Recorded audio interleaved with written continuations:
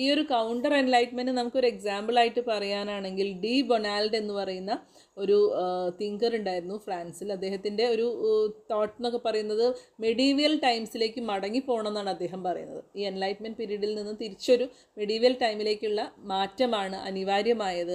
കാരണം അന്നെല്ലാം ഹാർമോണിയസ് ആയിരുന്നു എന്നാണ് അദ്ദേഹം പറയുന്നത്. അത് ശരിയാണ്. നമുക്കിപ്പോൾ തർക്കങ്ങളോ അങ്ങനത്തെ ഒരു പ്രശ്നങ്ങളും ഉണ്ടാവില്ല. വളരെയധികം ശാന്തമായി നമുക്ക് പുറമേക്ക് തോന്നും. കാരണം അവിടെ ആരും എതിർക്കുന്നില്ല. എതിർപ്പുണ്ടെങ്കിൽ മാത്രമാണ് അവിടെ അശാന്തി ഉണ്ടാവുന്നുള്ളൂ, കോൺഫ്ലിക്റ്റ് ഉണ്ടാവുന്നുള്ളൂ അല്ലേ. അപ്പം മെഡീവിയൽ ടൈംസിൽ അൺക്വസ്റ്റ്യൻഡ് ആയിട്ടുള്ള ഒബീഡിയൻസ് ആയതുകൊണ്ട് തന്നെ സ്വാഭാവികമായിട്ടും അത് ഹാർമോണിയസ് ആയിട്ടാണ് ബൊണാൽഡിന് തോന്നിയിട്ടുള്ളത്.